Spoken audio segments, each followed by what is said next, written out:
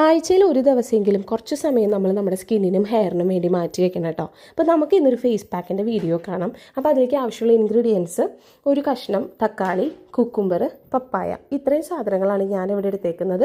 നമുക്ക് നമ്മുടെ ഫേസിന് സ്യൂട്ടാവുന്ന ഇൻഗ്രീഡിയൻസ് ഏതൊക്കെയാണെന്ന് നോക്കിയിട്ട് നമുക്കതെല്ലാം യൂസ് ചെയ്യാം. പക്ഷേ ഈ ഒരു പാക്ക് എനിക്ക് നല്ല റിസൾട്ട് തന്നായിരുന്നു. എന്നിട്ട് ഇത് നമ്മൾ മിക്സിയിൽ ഇട്ടിട്ട് നന്നായിട്ട് അരച്ചെടുക്കണം. ഒട്ടും വെള്ളം ചേർക്കണ്ട. കാരണം ഇതിന് നമ്മൾ ആഡ് ചെയ്തിരിക്കുന്ന എല്ലാ ഇൻഗ്രീഡിയൻറ്റിലും വെള്ളം നല്ലപോലെ ഉണ്ട്.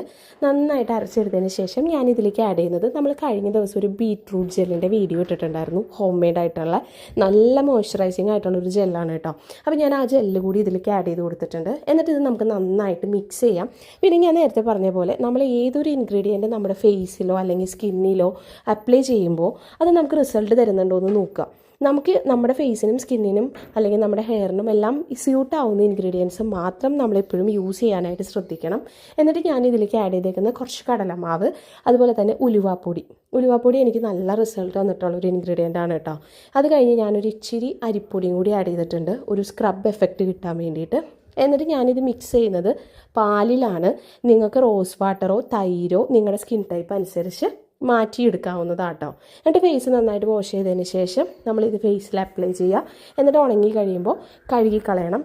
നല്ല റിസൾട്ട് കിട്ടുന്നൊരു ഫേസ് പാക്കാണ്. അപ്പോൾ ട്രൈ ചെയ്ത് നോക്കുക.